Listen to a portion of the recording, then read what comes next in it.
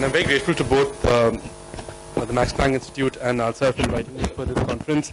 I want to begin with the caveat that the work I'm presenting is very new. It's very new in two ways. One is this is just a project that I've started this summer, and it's based on research I've done in Nairobi just a month ago. So I'm still sort of going through the material, and it's very new to me. Secondly, as by training, I'm a historian of South Asia, so I'm only now sort of looking at new historiographies and literature of the large British Empire, and it's not just new to me in terms of material, but also new to me in terms of a field. As a result, my paper today is not so much a fully fleshed out argument, but a set of suggestions about how do we look at a particular event that happened in the 1950s. Have the next slide. So I just want to tell you a little bit about my larger project, which is called Rights from the Left, Decolonization, Civil Liberties in a Global History of Rebellious Lawyering. What I hope to do is connect a series of political trials across the globe in the 1950s. Some of which I look at here, the Fajar sedition case in Singapore, where Lee Kuan Yew appeared, the Nyerere trial in Tanzania, and more locally, this is the Telangana 12 case, that's Daniel Latifi, who is a prominent Supreme Court lawyer. And all of these cases happened in the 1950s. What I'm trying to show is, by looking at networks of lawyers across the US, UK, West Indies, East Africa, South and Southeast Asia, I want to show that these national political trials are part of a new internationalist concern over civil liberties that emerged from Asia and Africa on the eve of decolonization. Secondly, that Indian lawyers and Indian legal culture is central to this history of legal globalization. And finally, that this period of internationalist leftist engagement with legalism was formative for the rights cultures in the country studied. I want to therefore offer an alternative international history of rights that emerged from Asia and Africa and that move away from discussions between states in the UN, for example, but instead explore the checkered history of concepts among social movements and the claims they make of their own states. Secondly, by focusing on the history of legal practice across time, I want to show how engagement with these trials are formative in the careers of a generation of young lawyers who would go on to pioneer new forms of progressive lawyering in the 80s and 90s, be it PIL in India, constitutional reform in Kenya, feminist lawyering in Pakistan, or the sort of argument for multiculturalism in Britain. So challenging conventional narratives which argue that these movements come as a result of Western NGOs and international organizations in the 90s, I want to trace their roots in local struggles of Kenyan trade unionists, Indian peasants, and Singaporean youth. So sort of moving from this broad canvas to Kenya, so the story begins in the late 40s, early 50s. And to briefly recap, Kenya is facing an uprising, often described as the Mau Mau uprising, where large numbers of the Kikuyu tribe are sort of rising in violent protest against British rule. There are many debates about why this took place, and historians today argue at the sort of crisis of the Kenyan agrarian economy, the effect of the Second World War, and the real sort of shortage of land that is available to most African Kenyans. At that time, the British portrayed the rebellion as coming out of a primal, savage, atavistic force that was aiming to overthrow the benefits of Western civilization that had brought to Africa. The rebellion led to sort of active repression by the colonial state, and we saw the unraveling of all sorts of legal protections and the enactment of a form of legal repression. So they did away with, they allowed confessions to police officers, they removed protections given to witnesses, they allowed evidence by affidavit, they massively expanded the police force, they hired sort of locals to form a counter army, and this is from a report published by Underground Group, which sort of argues that this became an excuse to really repress all forms of African nationalism. So it's part of this concerted effort to crush African voices. Next slide, please. Is the famous Kapenguria trial. This is the trial of 6 leaders of a variety of what one would describe as mainstream political movements. The most prominent, of course, is Jomo Kenyatta, who goes on to be the later on the first president of Kenya, but also included are trade unionists and leaders of political bodies like the Kenyan African Union. The argument is being made that these are not just the leaders of a political party, but these are the masterminds of the Mau Mau, and they want to provide evidence to show that they were sort of instrumental in creating this rebellion that's happening in the forest. In a way, using the rebellion to crush what is seen as a more moderate, politically acceptable form of nationalism as well. So in Kapenguria in November, when the story starts, Justice Rajshree Thakur, retired judge of Supreme Court, is an unhappy man. Things are not going as he planned. He had been called out of retirement, basically to try these 6 people. His mandate was to hear a criminal trial against the Kenyan nationalists and his colleagues on the charges of membership and management of the Mau Mau, a Kikuyu armed group which was now a banned organization. The trial is supposed to be under the radar. The government emphasized over and over again, this is not a political trial. Kenyatta and others are not being tried for being African nationalists, but for common criminal offenses like murder and robbery. The trial itself was held in a town 280 miles north of Nairobi.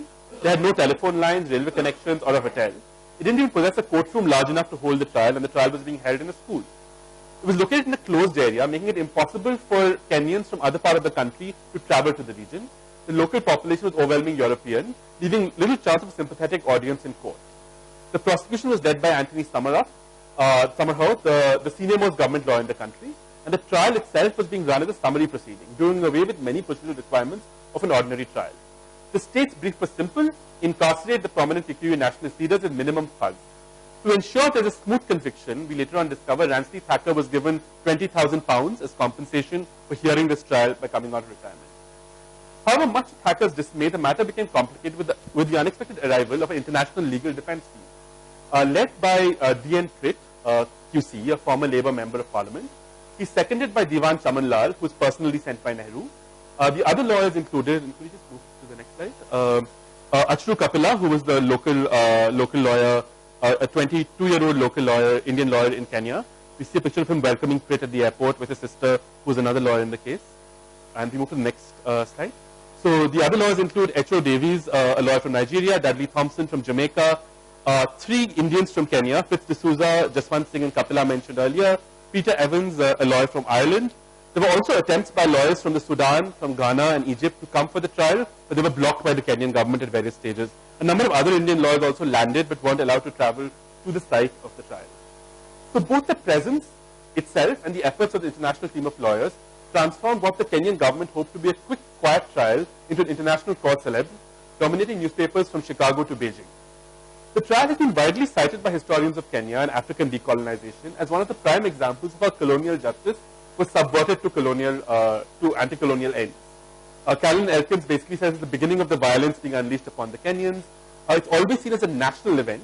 It's an event that's internationally known, but not an international event in itself. So, what I hope to do is to show you sort of 5 ways in which this event is produced out of a kind of Indian legal world that exists at that point of time. The first is to describe this as a particular kind of post-war trial that emerges after the Second World War. Secondly, is a trial where India as a nation state is using its diplomatic energies to play the role of a liberator. Thirdly, it's an Indian trial in the fact that the domain of law itself is Indian law. Fourthly, Indian lawyers play a disproportionate role in East Africa, and this trial is pivotal to the changing of politics amongst communities in East Africa. And finally, I want to gesture to what happens to the lawyers who are involved in this case later on, and how some of them return to India. So moving to the first story of post-war justice.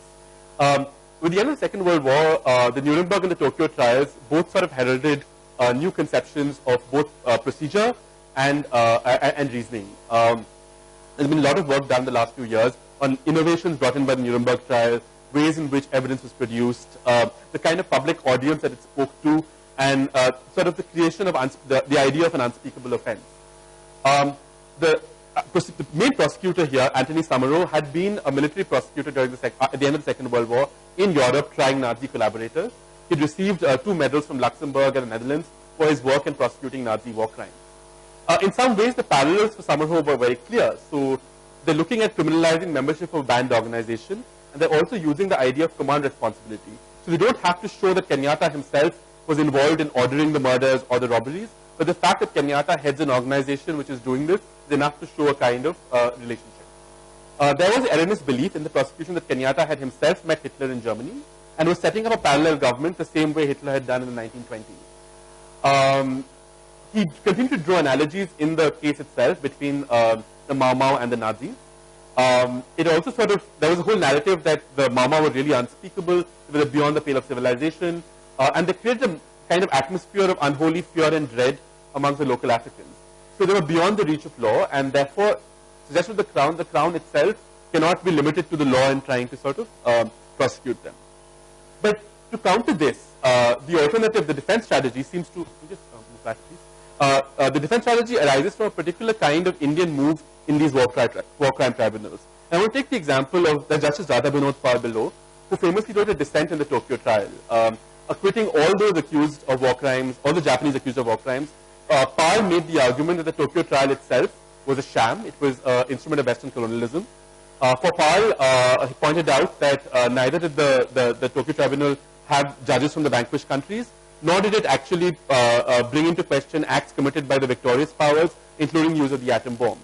Pal's judgment is one that was not published until 1952, the year of the Kenyatta trial, and it was sort of a major critique of post-war justice.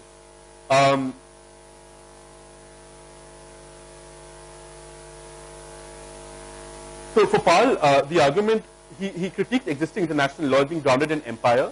He therefore proceeded to construct a new discourse based on the idea of Asian solidarity of the colonized against the empire. And part of his argument was that one cannot really have international law until all nations are sovereign and participating in it equally.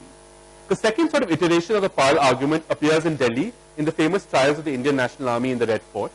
The Indian National Army was consisted of several members who were formerly members of the British Army, who had formed under the leadership of Subhash Chandra Bose, had worked with the Japanese to fight against, to liberate India from the British.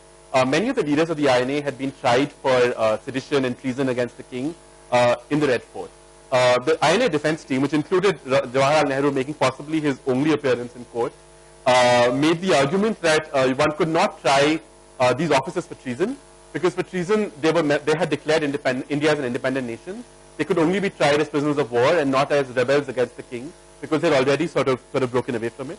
They went on to establish and make claims for the sovereignty of Azad Hind, and they evidence a number of factors, including sort of the recognition, diplomatic recognition given to the Azad Hind government by the government of Ireland and others. So both these judgments were sort of critiques of the sort of post-war orders, they were critiques of Victor's justice, and they drew on this idea of Asian solidarity, something we see playing out in this case itself. Next slide. We know that the legal team, how was it put together? The original British lawyer was called by the Kenyan nationalists. However, the idea of bringing in lawyers from all over the empire was something that was hatched inside the Indian High Commission. Appa Pant, pictured here, was the High Commissioner to Kenya at that time, a barrister himself. He's here with Kenyatta and Onyengo, another nationalist leader. Appa Pant and his First Secretary Rahman basically were involved in organizing the legal defense. They put the Kenyan African nationalists in touch with the Indian lawyers. They themselves helped contact lawyers from other parts of the British Empire. And they were also involved in supporting the litigation, not just the Kenyatta trial, but a number of the defense cases of Mau Mau's in different ways. So there was fundraising, there were direct funds given by the Indian High Commission, but many of the African leaders, including Odinga, Joseph Murumbi, who was half Goan himself, Pierre Mapinto, went to India on lecture tours and collected money from Indians in Delhi and Bombay to support the legal defense of the Kenyans. India became an audience in which the story of Kenyan decolonization was playing out. British intelligence started scanning Indian newspapers for news of what was happening in Kenya and how it was being reported there. Chaman Lal, who I mentioned earlier, the Indian lawyer who had come, set up something called the Indo-African Unity Council in Delhi, which consists of many members of parliament and cabinet ministers. So there was a sort of strong diplomatic push to support the legal defense. Most prominently, All India Radio began Swahili broadcasts in the 1950s, and these caused much unrest to British intelligence. Some of the broadcasts just reported direct news of what was happening in Kenya. Others talked more innocuously about the Indian freedom struggle and Indian nationalism. And the Indian government distributed textbooks in Swahili to school children, and the British intelligence was furious because some of the textbooks had stories like, here's a schoolgirl who struck the governor at a university convocation ceremony, and she's portrayed as a hero. And the British intelligence was apoplectic. They talked about Bhagat Singh and his murder of a police officer, and the British intelligence saw this as direct incitement to the Africans to turn on the colonial state. There were a couple of instances of Indian Sikhs actually arming the Mau Mau, but there isn't sort of direct evidence of collaboration between the Mau Mau rebels and the government. What the Indian government is really doing is sort of providing sympathetic support to the African nationalists at this time. Move to the next story. The third sort of story is how Indian law becomes a domain for the trial itself. While lawyers like D.N. Pitt, the British lawyer, is brought in because he has an ability to use his speaking skills and expertise before the government, the Indian lawyers are brought in because of their expertise in imperial law. And imperial law, I would argue, by the 20th century was basically a certain kind of Indian law that was forged in India. Much of this is based on the Indian codes that were drafted in the 19th century by utilitarian members of the Viceregal Council. They were able to push for codification in India, which they couldn't do in Britain. And many of these codes were created from almost ex nihilo, from disinterested philosophical intelligence to be applicable anywhere. These included codes of civil procedure and criminal procedure, evidence, contract act, transfer of property, trust, equities, and others. These are not, as is often implied, distillations of English law or Mughal law, but are founded on universal principles of jurisprudence. And from 1861 onwards, these codes began to be transplanted into colonies ranging from state settlement, Uganda, Kenya, Nigeria, Ghana, Iraq, Fiji, and Palestine, promising both efficiency and uniformity. The codes are developed in India, but what makes them Indian is not just this, but the fact that law doesn't travel alone, it has its own carriers and agents. So the codes might present themselves as universals, but lawyers and judges often turn to Indian legal precedents to see how they would work in practice. I'll hurry and finish. The largest market for legal textbooks, Indian law reports and textbooks emerged as essential to lawyers' libraries across the British Empire. This also provided opportunities for Indian lawyers in colonies, and we hear stories about Indian lawyers migrating. Gandhi is probably one of the earliest examples as experts to other British colonies. In some cases, Indian lawyers even preceded and caused the implementation of the Indian codes. So in Zanzibar, which has significant presence of Indian merchants, British judges were often untrained in law and challenged by Indian lawyers over their competence to decide disputes. This led to administrators ordering more books on Indian law.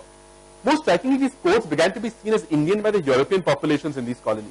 From 1920s onwards, Europeans in Kenya opposed the use of Indian laws on the ground that white men should not be placed under laws meant for the colored population, recognizing the authoritarian dimensions of the code. So it's the background of this Indian code that led to Chaman Lal being brought in. Chaman Lal was an expert on the Indian Evidence Act, written a commentary himself. And while the trial was going on, there was a sense that much of the Indian Evidence Act needs to be amended to allow for the emergency to take place successfully. So during the 50s, using ordinances, the government of Kenya removed the inadmissibility of confessions made to police officers and removed requirements for submitting evidence in criminal cases. Well, we have to understand what are rights claims in a situation when there's no written charter of rights. And many of the claims to rights that are appearing are actually claims to privileges granted under the procedural codes of the British Empire. So the arguments are for being heard, being produced before a magistrate before a certain period of time, being given a right to reply, to have evidence submitted and being subject to certain tests. So the arguments of rights are not sort of international UN rights in the UN Charter, but rights that are rooted in these Indian codes. Post-independence, when the independent government of Kenya, like many independent governments, tried to sort of bring in a new Kenyan Evidence Act, which was more draconian than the Indian Evidence Act, many of the lawyers, the Arvind Kodak, the one African lawyer who was practicing at the time, and two of the Indian lawyers in the Kenyatta defense stood up in the legislature and protested it, saying we know what happens when you amend these rights away, and asked for that to be resisted. The most interesting story really is that of the Indian lawyers in Kenya. So the Indian population in Kenya broadly fell into two categories. There was a group of people who were involved in as merchants, running shops in local villages, and the other group that worked as the lower rungs of the British civil service. Many of their children formed the first generation of lawyers in Kenya. It was a group that really expanded during the Second World War because the war made the rules of the bar change. So you did not have to spend 2 years in London to become a barrister. You only need to spend 1 year, and you could do much of the training in Kenya itself.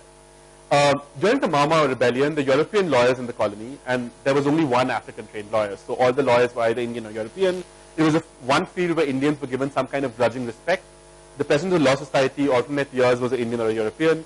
So they really felt empowered in the courtroom in a way they were not in other domains. Indian civil servants were paid half of what the British counterparts were paid in the government.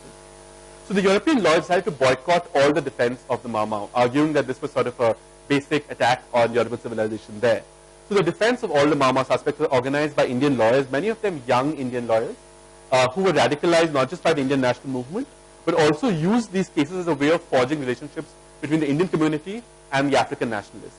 So the picture here is from a video of the Lari massacre, where a number of, this is another picture of the same courtroom. And you can see the defense team consists of 8 Indian lawyers and 1 white woman lawyer, who's the only one of the few Europeans to agree to do the defense cases.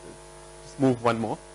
This is a famous picture of Said Kokar. It was sort of circulating. I found this circulating in a lot of places, where he defended one of the leading Mau Mau generals in the case. So what's interesting, and I can talk more about this in the Q&A, is that the act of representation is not just the fact that they went to court. The act of going to court also showed a way in which the politics of the Asian community was realigning. New alliances were forged between the lawyers themselves and the African nationalists. Many of them in the memoirs talk about how they'd never spoken to any Africans as equals before. There was segregation in terms of you couldn't go to each other's houses. But once you had these sort of cross-racial alliances, new kinds of politics were made possible. And I'll just end with the last, we'll just skip this actually. So a couple of things. One is that I found that there are these constant complaints about the moment we arrest an African Indian lawyer shows up at our doorstep. And secondly, one of the lawyers who was very influential was a man called Achru Kapila. Just move back to the previous slide. Portrayed here. So much so that Kapila itself became a term for a defense lawyer. So people would often say, I'd like, where is the Kapilas in this case? And I can talk about this later on. Move to the last slide. The last of the project is trying to make sense of what happens to the young lawyers in the story. And I want to just trace 3 journeys of people who were involved in the Mama cases and then moved on to do things elsewhere. So very briefly, Sheila Didi and Kapila Hingorani were both law students in Cardiff during the emergency, and they worked as sort of legal assistants doing translation from Swahili to English during the Mama emergency cases. They worked as assistants to the other Indian lawyers. Didi in her memoir talks about sort of going to the UK and working in this was the first time that she sort of began interacting with other Africans, and she found the politics of the Asian households very uncomfortable. Didi moves to Punjab in the 50s. Is one of the first women to practice before the Punjab High Court. Does the first sort of Supreme Court case around a dowry death, and is an influential lawyer in the 1980s around the disappearances in Punjab. Kapila Hingorani, who was actually Pushpa Kapila, and she takes Kapila as her first name, is famous to most of us as being the woman who filed the first PIL case in the 1970s before the Supreme Court. Sort of invented the idea of the PIL in the first place, went to court and said, based on the newspaper story, that you can act on it. The third is a man called Seva Singh Mandla, who was a lawyer and then a magistrate in Kenya, who was then sort of forced to go to Britain. He became the first colored solicitor in Birmingham, and basically did criminal defense cases. But he's famous because he brought this case to the House of Lords called R versus Mandla, which won British Sikhs the right to wear a turban in private places. So what the government hope to make in the larger project is talking about the period of radicalization of lawyers, which allowed for sort of some of these other later on progressive sort of steps to come about.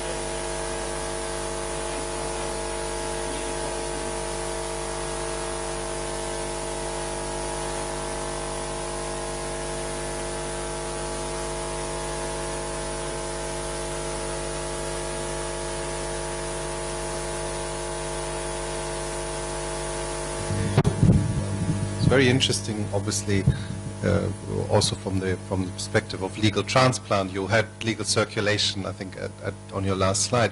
I'm just trying to play devil's advocate, although I don't believe what I'm going to say. But if I put on my hat of an English lawyer, I would say, well, you try to turn this into an Indian story, and you say that all of this has just been possible because of the specific situation the Indian lawyers came from and a specific context.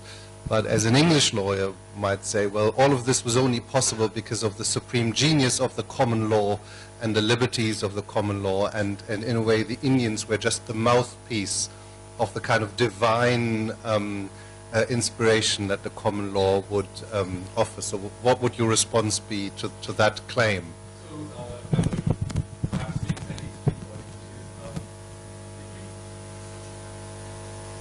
Growing up, living in a colony made it very clear that the English didn't actually believe in any of the principles that espoused inside the colony.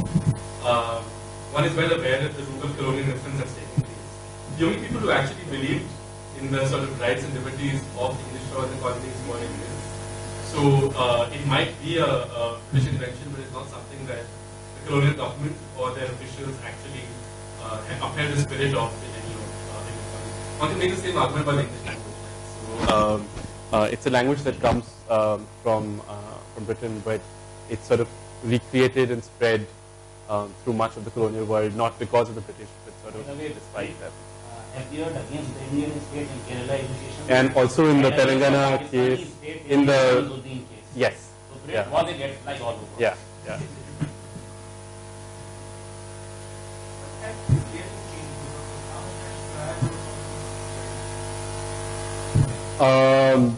So you mean the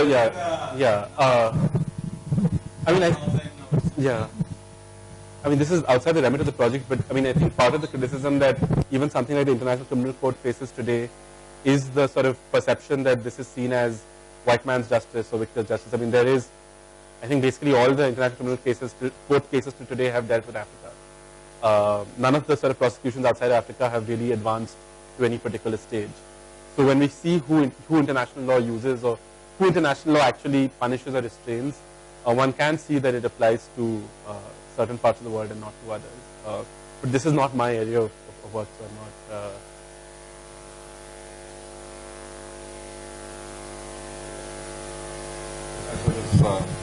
mulling over what to ask, may I just put in as chair, and I want to have my say. One, I have a specific question to Sean Philippe is, the way the East India Company operates is kind of peculiar. Go between what maybe they consider to be the Commonwealth or whatever, and through regulations. Much of the 18th century intervention in matters of property, matters of organization of artisanal production, etc., are done by regulations. And so you have from 1771 onwards a whole spate of them, where the entire thrust of these regulations is to change and transform the nature of customary usage. Customary usage, which is the way in which much of production activities, legal activities, etc., are articulated in indigenous societies. So the regulation becomes a very important part of a colonial system which is beginning to come in. And I think that's where we must begin to differentiate between British East India Company as a trading body and the East India Company as a ruling body post 1757.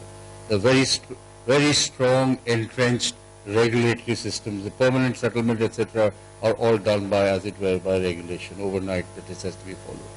But my other question is on a sort of general one, and both of you are free to answer it.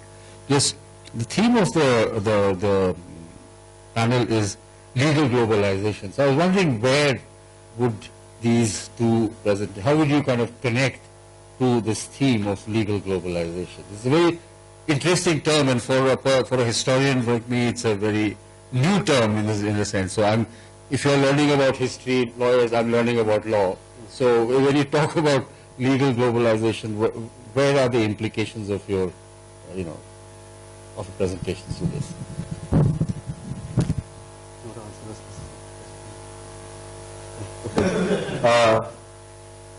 So I mean, the question of legal globalization, I think the sort of narrow point I wanted to make is that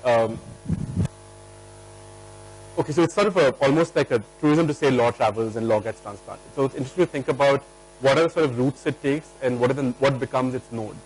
So the older narrative really, and narrative that I think English lawyers often want to present, is that it's sort of coming from London and landing up in various places. But I think what a lot of historians of South Asia are arguing is that India becomes a major node, not just in globalizing something like statutory law. So we see the statutes that are, it's not that the common law goes to Africa, the Indian codes go to Africa, but also things like Anglo-Mohammedan law. So a recent book argues that Islamic law in both Malaysia and Egypt are sort of in dialogue with the sort of Anglo-Mohammedan law changes that are happening in South Asia. A part of the reason why India becomes a major node for this is sort of the availability of the infrastructure of law. So be it publishing in both English and in Urdu and Persian, but also in terms of personnel. So at the time of independence, China has 300 lawyers, Indonesia has 25 lawyers, India has 70,000 lawyers. Now this is still very small compared to the population of the country, but compared to what, in terms of what manpower, what's available elsewhere, this is sort of, it makes a significant difference. And that probably has to, and a longer study would probably tell you what are the kind of social castes that sort of take into the legal profession and who becomes a lawyer. But I feel that this sort of resource allows it to become a central node in a sort of earlier history of globalization. Even when there's empire, it's not as if things get driven from London. They often circulate between colonies without going through London.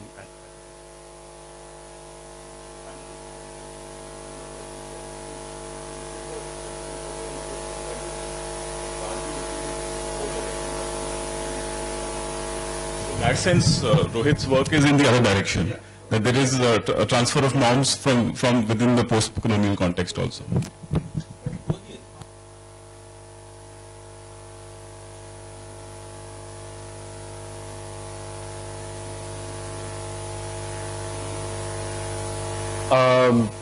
How come they were able to take it forward, or we are still? So I mean, there's a different post-independence history of what happens. Also, I don't know about Indonesia, but I know in Malaysia, the British state settlements and what happened in their version of the princely states was different. So in the sort of Malay states, Islamic law was practiced very differently than, was administered very differently than in Singapore or the state settlements. So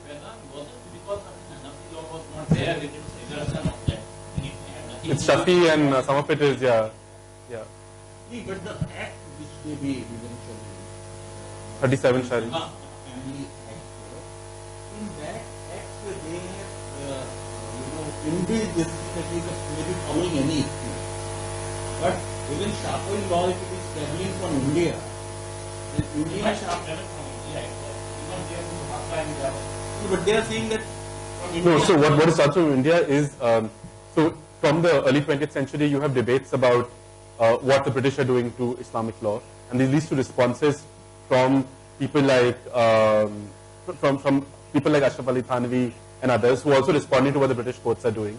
And then they are in conversation with, so first of all, Indian Muslim law precedents are applied by British courts elsewhere, but also the ulama in India are in correspondence with people in Al-Azhar and people in Malaysia. So there is a, how do we respond to Anglo-Mohammedan law? There's similar strategies that are being adopted. Yeah. Like this, how other colonies should react to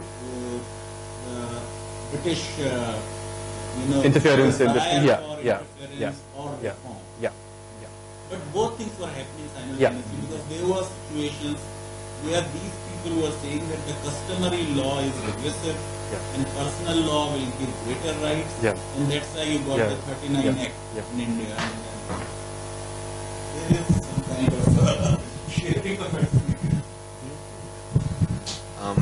Just for legal globalization, I mean, the question of the applicable law and if English law can actually be transferred in the first place is a question that was asked for India, but the biggest case, Campbell et al., doesn't concern India at all. It concerns Grenada and Mallorca. The same sort of questions will happen the same as in Trinidad, especially after the settlement when English took over either Spanish or French colonies. So you have the model of Trinidad, which is looked for Mauritius, which was French law and sort of how to deal with French property, actually. and the slave trade as well, which was abolished in England but not yet in Mauritius. So how do you sort of deal with that? So the question of applicable law is something that goes throughout the empire. And just to respond quickly to the regulations, you're absolutely right. It's a lot of regulations. As soon as basically they start acquiring big chunks of land. But there's two caveats to these regulations. The first is they have to become from them and not, of course they are English, so they are inspired by England, but they're not direct legal transfers. And actually you've got sort of correspondence with the company saying, oh, now we've got lawyers coming in with their own law books. And we don't want that, basically, that Indians should not have, the law books should stay in England because the Indian sort of, I call it the Commonwealth, but the Indian people have their own customs, and so they shouldn't impose. So it has to be their regulations. Yeah. So it has to come from them, and their or what they think actually the legitimacy or the legal argument they put forward for them to actually regulate it is because they speak under their name and under the assent of the sovereign, bypassing Parliament.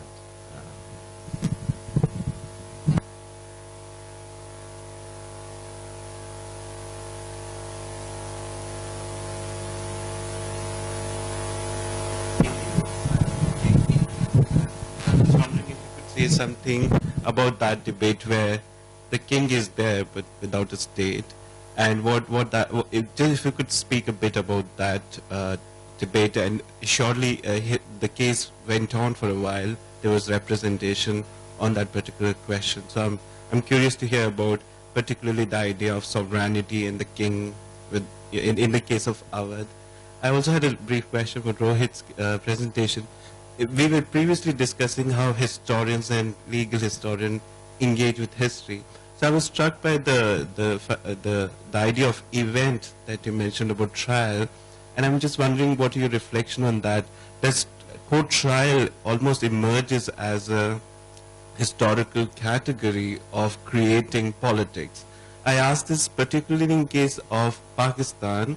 We know the larger genealogy of how actually lawyers and trials have become quite important way of doing politics.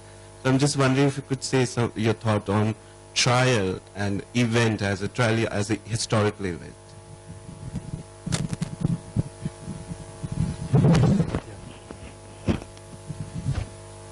I don't know much details about sort of the history of Awadh. I'm only looking at for the history of the Norm, and basically they had like sort of a two-way approach in terms to Awadh.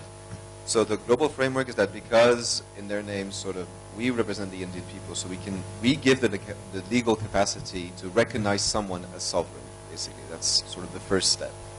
In using this, they can say, well, okay, so we've got the Mughal emperor, but you could also, and this is what they did in 1901, claim that someone is actually independent from the Mughal emperor. So we recognize sort of as an independent king. And then we do treaties directly with him. And third and final stage is basically the annexation of Awadh, saying, well, we annex it. That was the legal argument because there was a breach within the treaty. Basically, the Nawab did not respect one of the clauses. It would have been a lot more difficult to do this, and it'd still be a vassal of the Mughal emperor.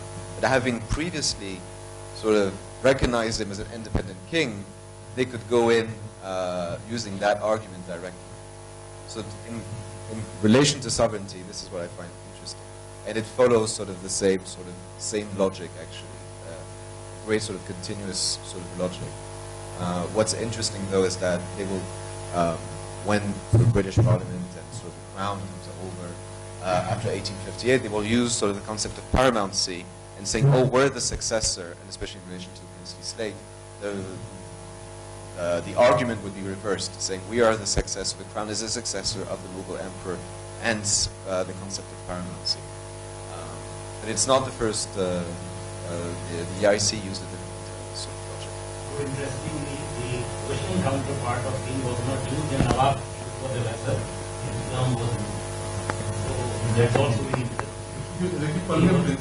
Sovereign for the matter of English, and Nawab the matter of Persian. Which is not the counterpart. So, thank you. I mean, I use the term event because I feel the trials, certain trials become these creative moments where so new kinds of politics become visible. It becomes often becomes something that gets etched into public memory, plays into a public audience. I think actually it's interesting that despite the sort of prevalence of lawyers in the Indian national movement, in South Asian historiography, the trial is not as visible. Part of it is sort of Gandhi's deliberate strategy from the 20s that you have to abjure going to court. So apart from his famous sort of trial where he says that I'm going to plead guilty and not defend myself, between from the 20s till the INA trial, there isn't sort of a spectacular account. So even the odd exception of Bhagat Singh's trial here and there. So through the 30s and 40s, there are no great spectacular trials that are talked about or reported. Or even if they are, they don't become part of sort of academic or scholarly work because that's not... There's also been sort of dismissal of these formal processes that this is not really where nationalism plays out. Real nationalism plays out like on the street and in the fields, not inside the courtroom.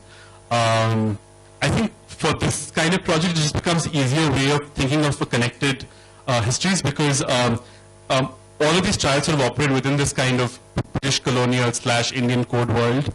Many of these lawyers have either trained together or trained in each other's countries. And they sort of use the same language of precedents and they are very aware of each other. So D.N. Pritt, who's sort of working with Nehru's lawyer in this particular case, comes back and, as you were mentioning, 5 years later sort of challenges the Nehru government and defends the Kerala's communist government before the Supreme Court. So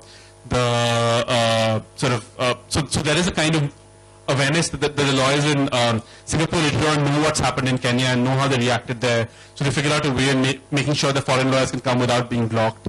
So it's operating within the sort of same world. But I need to sort of theorize the event a little bit more. Maybe we should talk about it.